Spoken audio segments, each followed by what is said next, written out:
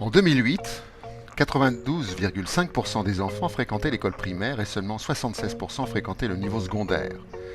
L'enseignement dispensé par l'État central était très insuffisant et aliénant au sens où la pédagogie consistait à apprendre aux élèves à obéir et se soumettre au schéma producteur-consommateur.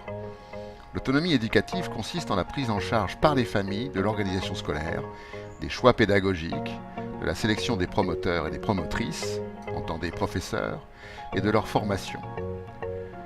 Selon une émission de Radio Insurgente du 10 juin 2005, les zapatistes veulent une école avec des enseignants qui sortent des peuples, qui comprennent mieux la vie, la situation, la culture et la langue de nos peuples. L'autonomie éducative est un processus qui consiste à se libérer de la tutelle de l'État pour décider collectivement des savoirs à transmettre et des pédagogies permettant cette transmission.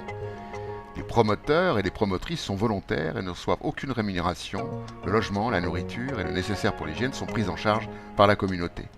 Un jeune zapatiste résumait ainsi le projet d'autonomie éducative. Notre idée, c'est que les enfants vont un jour devenir des autorités du bon gouvernement et il leur faut se préparer pour apprendre à être autonomes, pour défendre le peuple, défendre la terre, parce qu'il faut savoir comment régler les problèmes.